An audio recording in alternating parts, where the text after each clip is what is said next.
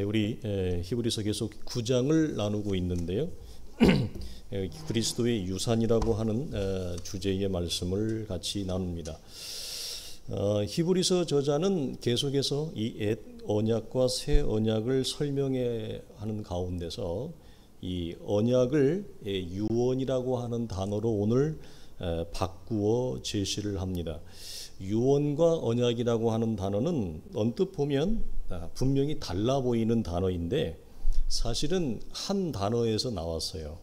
우리가 아는 디다케라고 하는 언약이라고 하는 데서 같이 나온 말인데, 그래서 구약에서는 이것이 언약으로 자주 사용이 되어지고 신약에서는 유산 혹은 유혹, 기업이라는 말로 사도가 자주 애용하는 것을 보게 되어집니다. 언약 혹은 이 유산이라고 하는 것은 기본적인 그 단어의 의도가 어디 있냐면 하나님이 우리에게 주시기 위해서 우리를 언약 가운데 유산 가운데 동참시키는 거예요.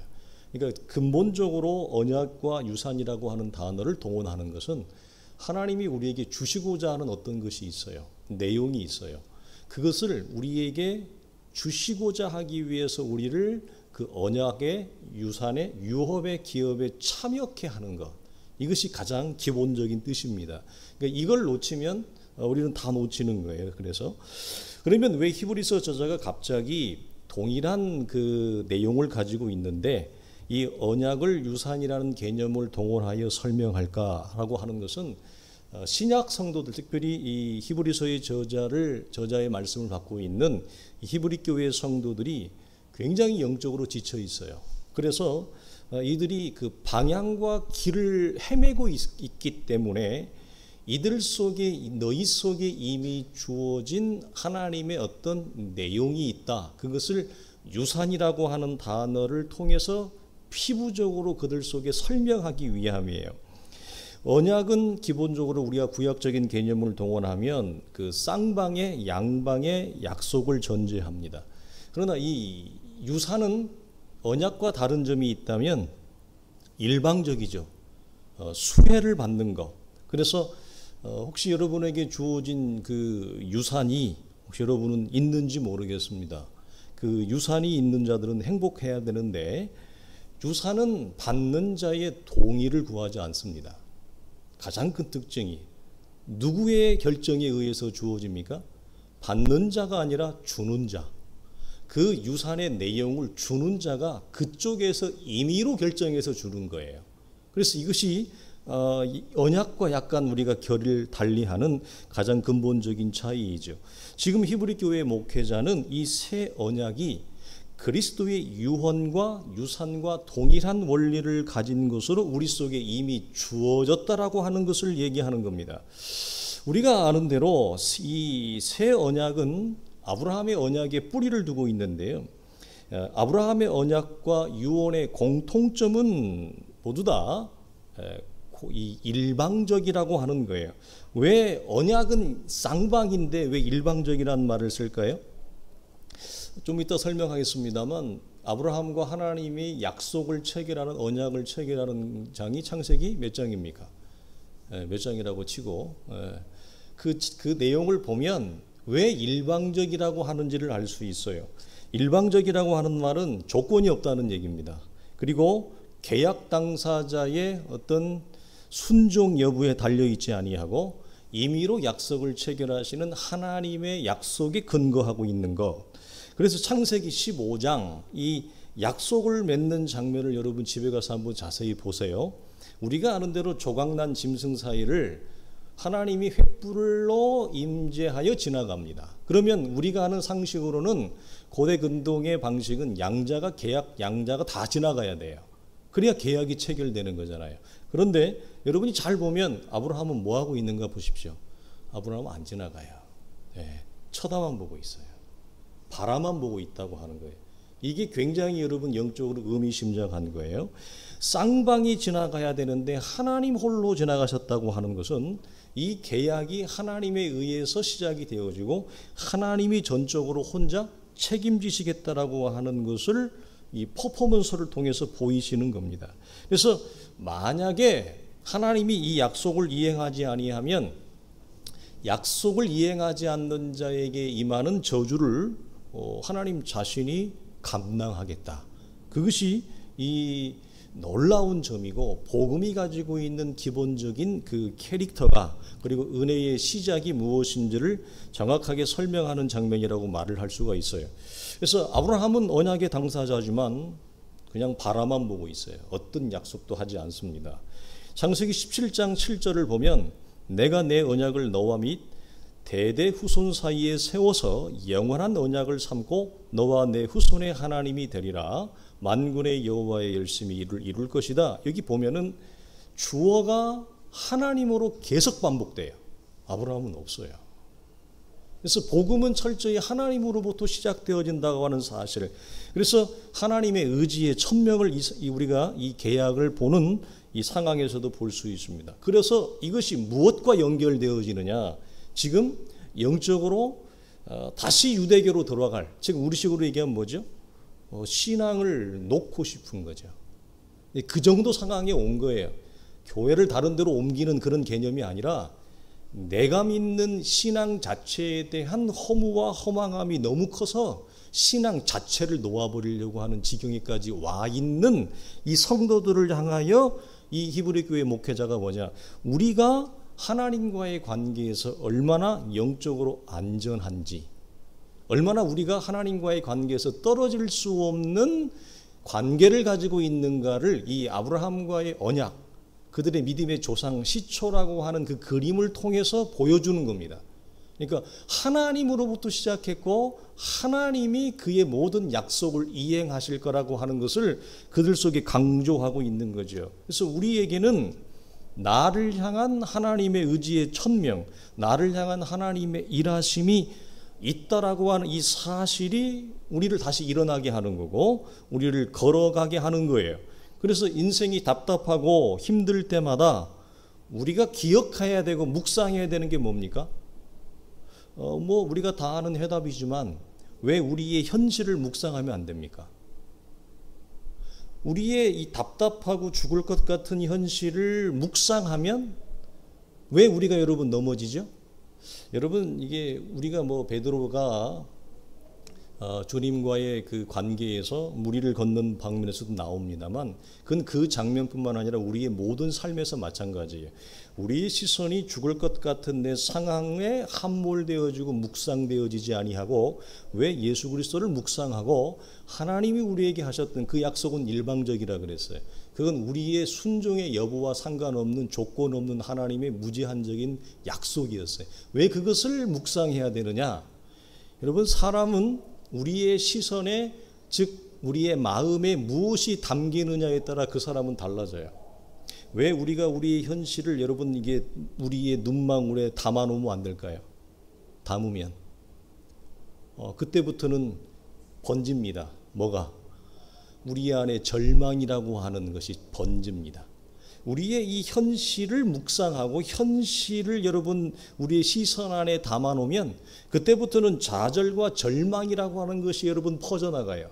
왜 우리가 우리 현실을 직시하지 아니하고 하나님의 얼굴을 바라보고 하느냐? 우리의 눈망울에 무엇을 담느냐에 따라 사람은 걸어가는 게 달라요. 예를 들어 쉽게 얘기하면 이런 거죠. 여러분이 여러분의 자녀를 볼 때 이뻐요? 안 이뻐요? 이쁘죠?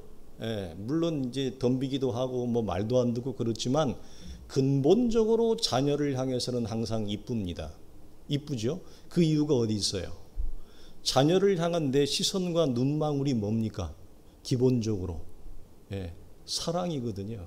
기본적으로 이 아이에 대한 궁율의 마음이 있거든요. 내 시선에 사랑과 궁율을 담아둔 인격적 관계에서의 상대방을 바라보면 그 사람은 다 이뻐요.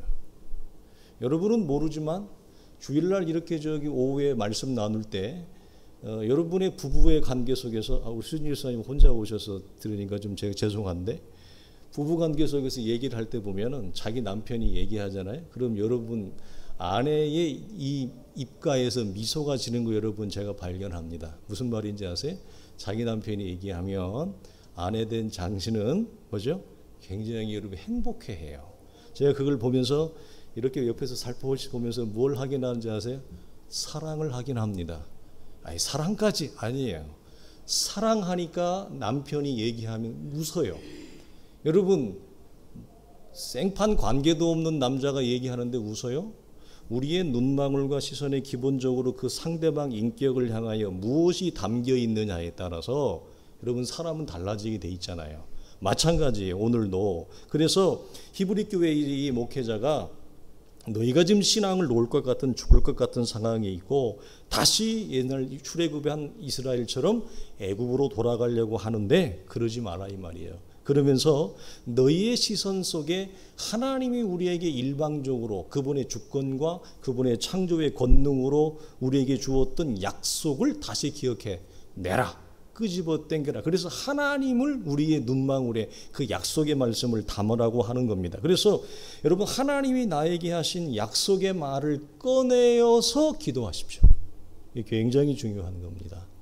여러분이 답답하고 힘들 때마다, 누군가 나를 여러분이 어렵게 할 때마다, 여러분이 기도의 자리로 나아갈 때마다 가나안 여인이 주는 영적인 챌린지, 영적인 도전이 뭐냐면 그거예요. 왜 가나안 여인에게 우리가 그 뒷부분 나누지 못했지만 왜 마태복음에서 백부장과 가나안 여인 이방 사람의 두 사람의 공통점이 뭐냐면 주님으로부터 칭찬과 경탄을 자아내는 이유가 어디 있냐면 근본적으로 얘기하면 오늘 말씀하고 맥이 똑같아요. 오늘 주제 그리스도의 유산이잖아요. 그들에게 주어질 영적인 유산의 목을 그들은 요구한 것입니다. 주님께. 이게 놀라운 거예요. 제자들은 뭐 하고 있었는데요? 주님이 왜 온지도 모르고 있었거든요. 기적을 그렇게 보고 말씀을 듣고 있지만 마태복음에서 뒤에 가야, 다음 장에 가야 이제 베드로가 신앙 고백하잖아요. 그 말은 무슨 말이에요?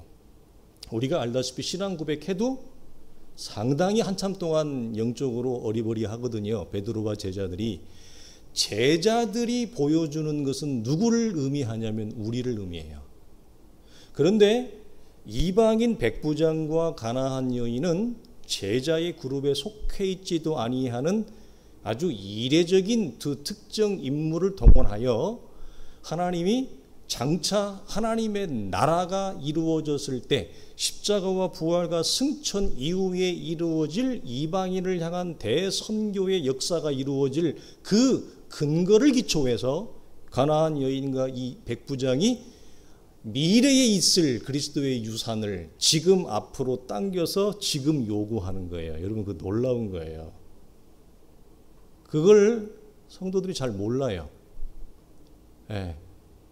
그래서 이 그리스도의 유산, 즉 미래에 이루어질 하나님의 영적인 천국권을 이 여인이 요구하는 거예요. 놀랍다니까요, 이게. 그래서 요한복음과 복음서에 이와 방불하게 아주 특이하게 드러나는 여인 사건이 하나가 뭐죠? 옥합을 깬 사건이잖아요. 옥합을 깼을 때 가룟유다를 비롯해서 다른 제자들은 전부 다 뭐 하고 있었어요? 그걸 돈이 얼마인데 그걸 깨? 그 돈을 낭비한다고 그랬어요. 허비한다고 그랬다고요. 그런데 유독 예수님만 그 여인이 행한 그 행위를 굉장히 칭찬할 뿐만 아니라 복음이 증거되는 곳에 이 여인이 행한 일로 같이 기억되리라고 얘기할 정도예요. 왜 그랬어요? 단서가 뭐죠? 제자들은 까마득하게 모르고 있어요. 말씀을 그렇게 들어도, 그렇게 기적을 옆에서 매일같이 보아도 그들은 여러분 귀와 눈이 닫혀 있어서 메시아인 예수 그리스도가 이 땅에 오신 목적이 무엇인지를 전혀 감지하지 못하고 있어요. 그런데 주님의 입에서 뭐라고 단서가 나오죠? 이 여인이 옥합을 깬 것은 내 장래를 위함이니라. 그 여인이 무엇을 보고 있어요? 미래에 이루어질 그리스도의 죽음, 십자가와 부활의 구속을 보고 있잖아요. 그래서 매우 성경에 보면 엄뜻 보면 납득되기가 어려운 비상식적이고 이례적인 몇몇의 케이스가 동원되어져요. 요것까지 세 개예요. 동원되어지는 것을 통해서 무엇을 우리에게 도전할까요? 대부분은 제자들은 딱 우리예요.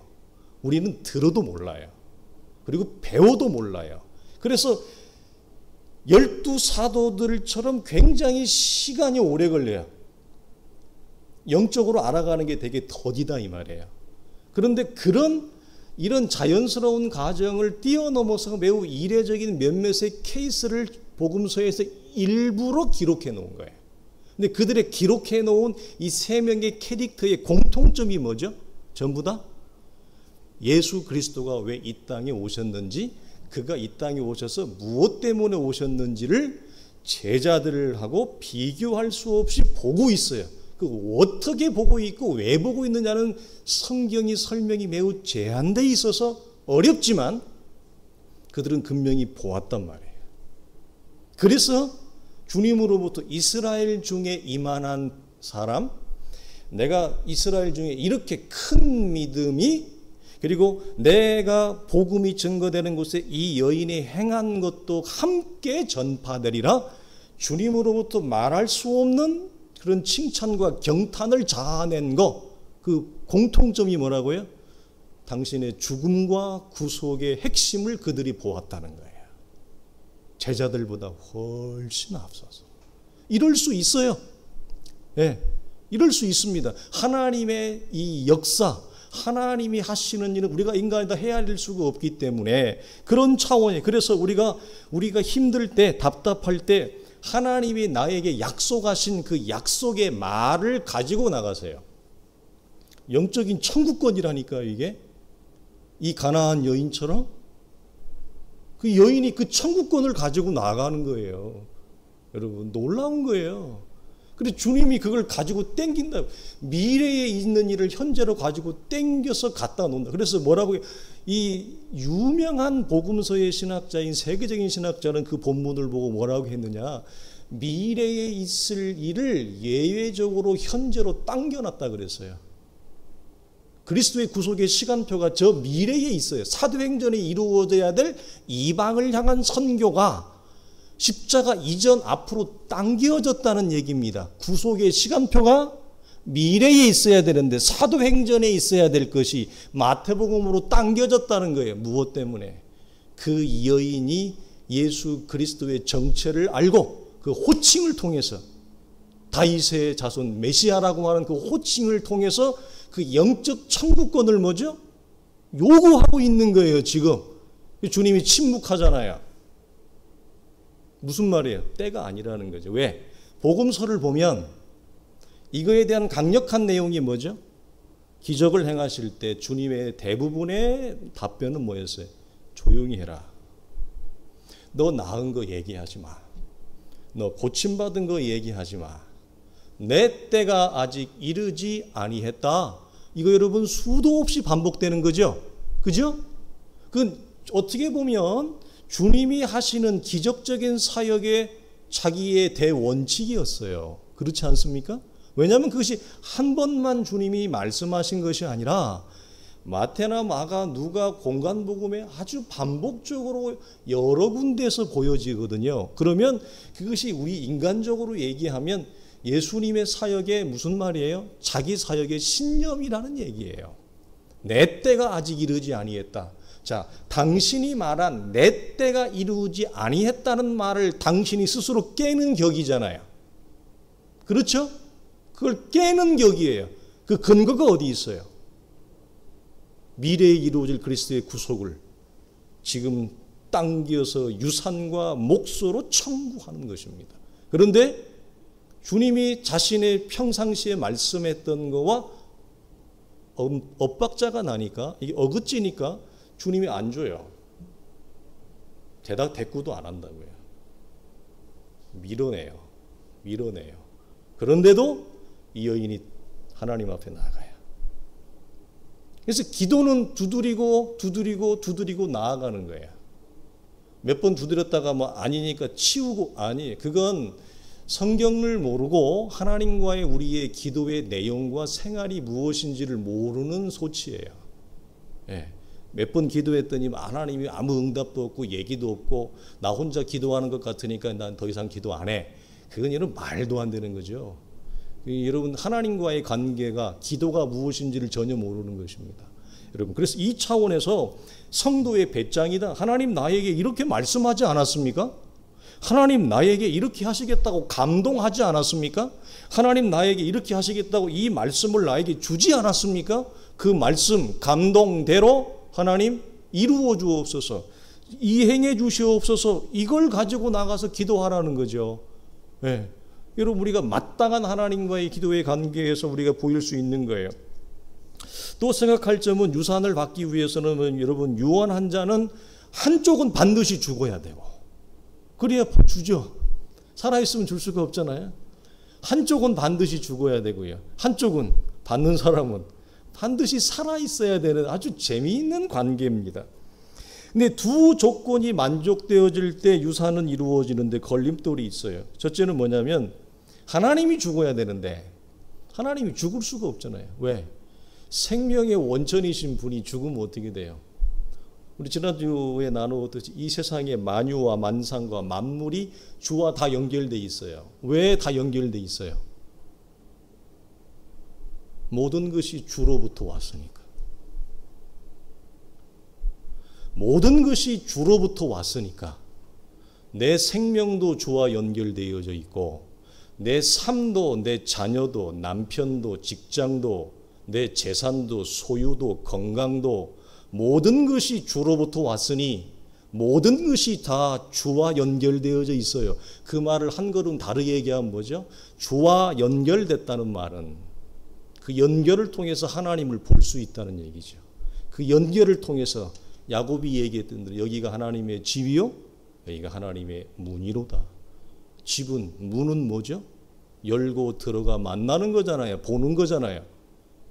이게 여러분 기독교 신앙의 여러분 높음이에요. 그래서 모든 것이 단절되어져 있다, 떨어져 있다, 독립되어져 있다, 천만의 말씀이에요. 모든 것이 다 하나님으로부터 왔사오니 주로부터 왔기 때문에 모든 것이 주와 연결되어져 있습니다. 그래서 하나님은 이런 차원에서 모든 우주 만물의 원천이요, 근본이신데 그분이 죽으면 어떻게 해요? 세상이 사라지는 거지. 있을 수가 없죠. 이거 말이 안 되죠. 전제 자체가 안 되죠. 그래서 두 번째는 하나님의 시각에서 우리가 당신의 유산을 받기 위해서는 우리가 살아있어야 된다고 그랬잖아요. 하나님의 시각에서는 뭐냐? 우리가 죽은 자가 아니에요. 네? 우리가 산자예요, 죽어요? 죽은 자예요. 하나님의 시각에서는. 하나님 걸 받으려면 네? 살아있어야 되는데 하나님의 시각에서는 육체의 생명은 하나님으로부터 우리가 떨어져 나온 이후에 이 보이는 육체의 육체적 생명 덩어리는 하나님의 시각에서는 생명이 아니에요. 여러분, 우리는 잠깐 있다가 가요. 우리의 육체의 생명이 영원할 수가 없어요. 그래서 하나님의 시각에서 우리가 죽은 자가 되어야 그리스도를 통해서 주시는 유산과 유업과 목을 우리가 받아 누릴 수가 있잖아요. 근데 우리가 산 자가 있네요. 우리가 살아있는 상태로 있네요. 그래서 우리가 에베소서나 고린도 교회에서나 디도서가 얘기한 바울 서신에 무수히 많이 나오는 건 뭐죠? 우리가 그리스도 안에서 죄와 허물로 말미암아 죽은 자예요. 살아난 자가 돼야 된다라고 하는 죽은 자와 산 자의 개념을 그렇게 많이 얘기하는 거. 니고데모와의 대화에서 육체의 생명 자체에 대하여 하나님이 우리가 뭐죠? 그걸 죽은 자로 여겨요. 하나님의 생명이 없는 생명은 하나님은 죽은 자로 여겨요. 여러분, 우리의 안목에서나 그것이 살아있다고 생각을 하지, 하나님의 시각에서는 하나님의 생명이 없는 소멸하는 생명은 잠깐 반딧불과 같은 거예요. 그래서 그건 하나님의 유업을 받을 수가 없어요. 그래서 어떻게 해요? 하나님 볼 때 우리가 살아난 자가 되기 위해서 누가? 그리스도가 우리를 위해 죽는 그리스도의 죽음의 필연성, 대속의 필연성, 그 속의 필연성이 여기서 나오는 거죠. 그래서 이 두 가지의 딜레마를 해결하기 위한 최선의 길이 뭐죠? 바로 중보의 개념이고, 예수 그리스도가 중보의 당사자로서 하나님 대신 죽고 우리를 위하여 대신 죽는, 양자를 위한 대신 죽는 개념이, 중보의 개념이 바로 여기에서 나오는 겁니다. 그래서 언약의 당사자인 하나님 대신 그리스도가 대신 죽고 우리 대신 그리스도가 대신 죽는 거예요. 그래서 이 구속적인 개념이 대속이라고 하는 말이 이 뜻이에요. 대신 죽는다 이 말이에요. 양자를 위하여. 그래서 이 조건이 이루어질 때, 만족이 될 때 하나님이 그리스도를 통해서 우리에게 주시려고 하는 하늘의 신령한 복과 땅의 기름진 복이 그리스도 안에서 전부 우리의 유산과 몫으로 하나님이 뭐죠? 우리 속에 이미 주었어요. 이것이 십자가와 부활과 승천이 주는 영적인 산물이에요. 그러나 안타까운 것은 성도들은 아들의 그 고귀한 희생을 통해서 우리에게 말할 수 없는, 골로새서에서는 뭐라고 얘기합니까? 예수 그리스도 안에 하늘의 온갖 지혜와 지식이 다 그 안에 감추어져 있는, 보화가 있는 것을 우리는 뭐한다? 그걸 보지 못한다. 믿는 우리인데도 중생을 하고 은혜를 경험한 우리라도 그걸 못 본다. 그리고 그걸 누리지 못한다. 그래서 이 히브리 교회의 이 현재의 고통과 고난 속에 있는 자들이 이 얘기를 왜 했다고요? 그걸 못 본다 이거예요. 무엇 때문에? 어려움 때문에, 이 죽을 것 같은 상황 때문에 이미 우리 속에 주어진 말할 수 없는 하늘의 유산과 유업을 전혀 누리지 못하고 다시 예전으로 돌아가려고 하는 그들을 향하여 이 유산과 유업과 이 개념을 다시 꺼내온 거예요. 히브리 교회 목회자가. 여러분 이해가 되어지실 것입니다. 여러분 이 차원에서 로마서 11장에 보면 바울이 이 부분을 뭐라고 얘기했냐면 32절에서요. 깊도다 하나님의 지혜와 지식의 부요함이라 그랬어요. 그의 판단은 측량치 못할 것이며 그의 길은 깊어서 우리가 찾지 못할다. 이 그리스도 유산과 유업과 목을 이런 식으로 우리에게 설명을 합니다. 여러분 언약의 당사자인 하나님은 약속을 이행하셨고요. 중보자인 그리스도 또한 십자가의 죽음으로 대속으로 여러분 이행하셨습니다. 그럼 이제 우리의 목만 남은 거예요. 그 목을 가나안 여인이 달라고 한 거라고요. 이해되세요? 근데 우리는 그 몫이 있는지를 몰라요. 그리고 기껏해서 나온다는 게 기복주의밖에 안 나오는 거예요.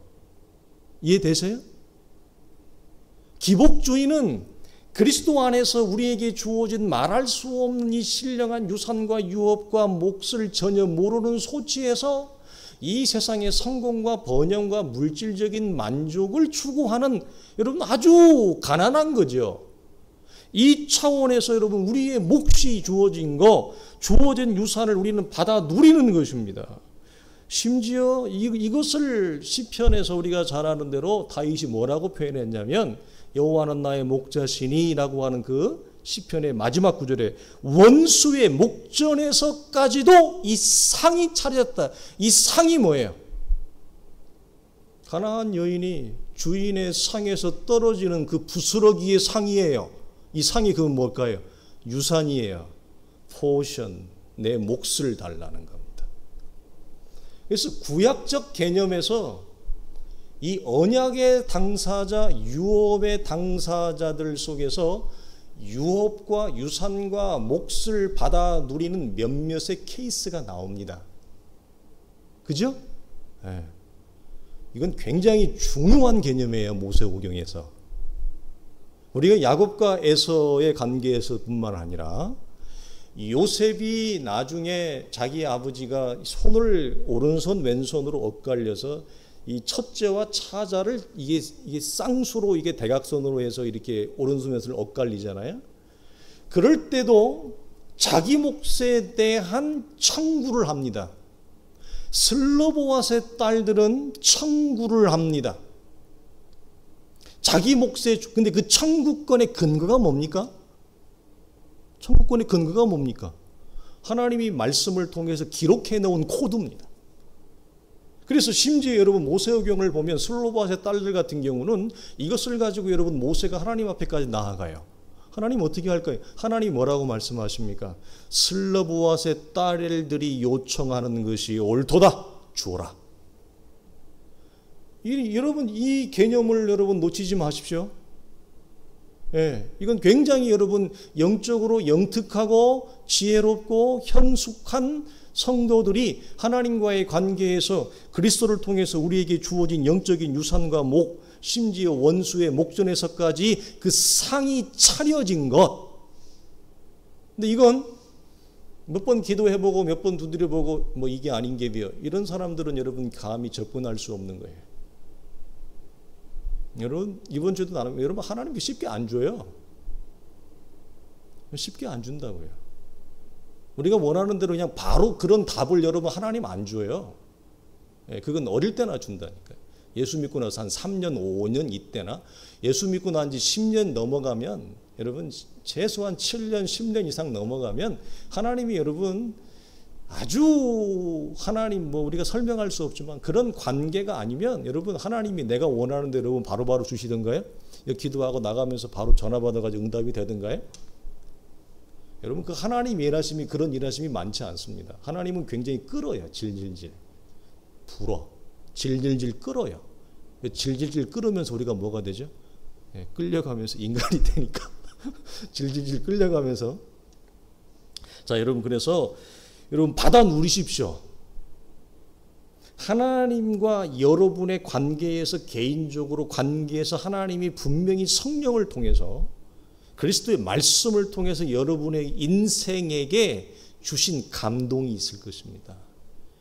감동이라고 표현하는 것은 말씀인데 그 말씀을 받았다고 말씀을 들었다는 소리를 선명하게 잘 못 듣는 분들이 많으니까 제가 이렇게 감동이라는 말로 표현을 하는 거예요. 여러분의 자녀를 향해서, 여러분의 인생을 향해서, 여러분의 생애 전체를 향해서 하나님이 주신 약속과 감동이 있어요. 그거 여러분 우습게 보지 마십시오. 그거 우습게 보는 사람은 성령과 하나님과의 관계가 여러분 굉장히 둔한 사람입니다. 성령이 말씀을 통해 내게 감동할 때 여러분 바로바로 순복하십시오. 바로바로 순종하십시오. 은혜가 떠내려 갑니다. 그냥. 은혜가 떠내려 간다는 말은 무슨 말입니까? 빙 돕니다. 하나님이 나를 버린다는 얘기가 아니라 보름 만에 지나갈 길을 40년 갑니다. 그건 어쩔 수 없습니다. 왜? 내가 영적으로 아둔하고 둔해서 하나님의 일하심을 내가 거절했기 때문에 그래요. 하나님의 일하심을 내가 거절했기 때문에. 이 관계성을 여러분 놓치지 마십시오. 그래서 여러분 유산을 주는 목적은 뭐냐면 단순히 고생하지 말고 편하게 살라.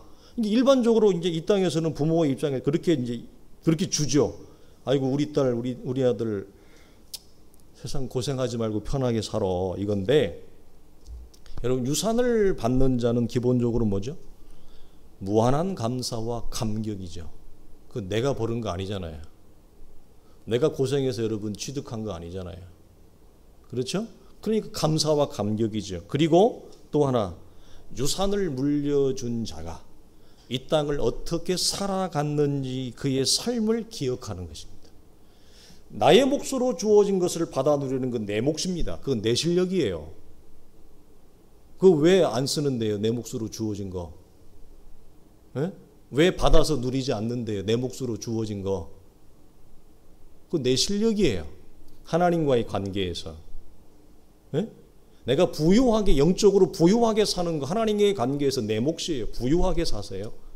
여러분 그러나 그 단순히 부유하게 사는 것이 아니라 그가 유산을 물려준 자가 어떻게 살았는지 예수 그리스도가 이 땅을 어떻게 걸어갔는지 그가 어떠한 걸음으로 나에게 이런 영적 유산이라고 하는 것이 주어졌는지를 기억하시고 그와 함께 살아가는 거죠. 로마서 8장에 보면 성령이 친히 우리 영과 더불어 우리가 하나님의 자녀인 것을 증언하시나니 자녀이면 또한 상속자 곧 하나님의 상속자여 그리스도와 함께한 상속자다 이렇게 얘기해요. 성경은 그리스도와 함께 우리가 상속을 받는 이 상속의 개념을 굉장히 강조해요. 로마서가 16장인데 그 중에서 가장 핵심 장이 몇 장이에요? 8장이에요. 로마서를 다 빼면 8장만 남는다고 그래요. 그 8장에서 강조하는 개념이 뭐예요? 그리스도와 함께 유업을 받는 함께 상속의 개념. 그래서 이 상속의 개념은 뭐죠? 그리스도가 소유하고 있는 것들이 동일하게 나의 유산이요 유업 공동의 상속자의 개념을 말한다고요. 그래서 히브리서 12 우리가 2장에서 이 차원에서 그리스도가 우리를 무엇라고 부른다? 형제라 부르기를 부끄러워하지 아니한다. 왜? 공동의 상속자니까. 그리고 로마서 8장에서는 뭐죠? 그리스도를 많은 형제 중에서 맏아들 장남이 되게 하셨다. 왜? 그렇게 하신 이유가 어디 있죠? 우리 모두에게 당신의 유산과 유업을 함께 공동으로 나누어 주기 위함이에요. 이런 차원에서 뭐죠? 우리는 그리스도의 유산을 받아 누리는 상속자로 이 땅을 살아가야 되는 것입니다. 그러나 우리의 질문은 여기서 나오죠. 나는 왜 부유하지 못할까? 나는 왜 그리스도의 유산을 누리지 못하고 살아갈까? 이것이 우리가 풀어야 될 영적인 숙제예요. 그리고 딜레마예요. 엄밀하게 말해서 이건 기복주의의 개념하고 전혀 다른 것입니다. 천박한 기복주의는 여기 여러분 될 것이 못 됩니다. 사랑하는 성도들이 이 지점에서 우리에게 필요한 건 무엇일까요? 요한복음 9장 40절에 우리가 몇 주 전에 나누었던 이 전통과 문화로 하나님의 계명을 폐한다라고 하는 그 개념 말씀 뒤에 가면 이렇게 예수님에게 반문을 해요. 그러면 당신이 볼 때는 우리가 맹인이냐? 이렇게 물어요. 우리도 맹인인가? 이렇게 묻는데 주님이 이렇게 너희가 본다고 하니 맹인이로다. 주님은 이렇게 말해. 너희가 못 본다고 하면은 죄가 없거니와 너희가 도리어 불어 본다고 하니 너희는 죄가 된다. 이것을 로마서에서는 뭐라고 얘기합니까? 자칭 의의 교사요, 율법의 교사요, 맹인의 인도자요, 의의 교사라고 자칭은 하는데 사실 그들은 못 본다 이거예요. 주님이 이렇게 말씀을 해요. 그러면서 여러분 라오디게아 교회에게 이렇게 얘기하죠. 안약을 사서 발라보고라. 왜? 라오디게아도 뭐라고 얘기했냐면 자기들도 본다 그랬거든요. 종교 지도자들과 라오디게아 교회의 공통점들은 뭐냐면 모두 자신의 실상을 못 보지만 그들은 역설적이게도 자기들은 모두 본다고 여기는 자라는 거예요. 이것이 바리새인과 서기관도 여러분 동일한 모습이잖아요. 그러나 여러분 우리는 참으로 감사하고 다행스러운 것은 뭐냐면 주님은 양자 모두에게 너희는 못 본다 이렇게 얘기를 하지만 우리는 여러분 못 보는 자가 아니잖아요. 우리는 보는 자가 됐잖아요. 우리는 여러분 듣는 자가 됐잖아요. 여러분 우리가 여러분 이만하면 여러분 잘 보는 거예요. 여러분 참 귀한 거예요. 이만하면 잘 보고 잘 듣는 자가 된 겁니다. 그래서 여러분 보고 듣는 만큼 영적인 유산과 유업을 누려요. 그러나 중요한 것은 지난주에 나누었듯이 이전의 봄에 그쳐서는 안 돼요. 여러분이 분명히 보는 자가 되었습니다. 그리고 보기 때문에 듣는 자가 됐습니다. 그런데 여러분 이전의 봄과 이전의 들음은 과거의 창조라 그랬어요. 과거의 창조, 옛사람의 창조, 옛 창조가 아니라 지금 여기에서 내가 새롭게 창조되어지는 거, 새롭게 창조되어진다는 것은 이전에 보지 못했던 걸 지금 보는 걸 얘기하고 이전에 듣지 못했던 걸 새로운 창조의 결과로 또 듣는 거예요. 또 보는 거예요. 못 봤던 거, 못 듣는 거. 그것이 내 안에 놀라운 영적인 여러분 유산과 유업을 누리는 결과로 나타나요. 이 양자를 여러분 놓치지 마십시오. 이것은 불변합니다. 무엇이? 보는 만큼 듣는 만큼 영적인 유산과 유업을 내게 주어진 몫을 내 인생과 내 가정, 내 자녀, 우리의 직장, 우리의 삶의 터전이라고 하는 나라고 하는 인생 속에서 받아 누리는 것에 여러분 키가 어디 있어요? 하나님과의 관계에서 보는 만큼 듣는 만큼 안 보면 못 보면 안 들리면 아니 어떻게 알아요? 안 보이는데 들리지 않는데 어떻게 여러분 받아 누려요? 있을 수가 없잖아요. 그래서 우리가 여러분 과거에 듣는 자 보는 자로 여러분 이 만족하지 마시고 그걸로 여러분 속에서 여러분 정리하지 마시고 더 보는 자, 더 듣는 자로 나아가도록 여러분 안에서 끊임없이 하나님과의 관계 안에서 이것을 여러분 추구하셔야 돼요. 그래서 그 마스터키는 어디 있어요? 지난 주일날 우리가 나누었던 말씀의 수용과 인정이 나의 눈과 귀를 더 새롭게 확대하고 팽창시키는 그런 여러분 역사로 결과로 주어지는 것입니다. 우리는 완전한 맹인이 아니니까요. 자, 여러분 말씀을 마치겠습니다. 이것이 왜 우리가 하나님과 더 깊고 새로운 관계를 추구해야 하는지를 말씀하는 겁니다. 이런 말이 있어요. 항상 갈망하라. 그리고 어리석게 나아가라. 이 말이 무슨 말이냐면 남이 볼 때 좀 아둔하게, 남이 볼 때 좀 미련하게 보일 정도로 나아가라는 거예요. 하나님 앞에.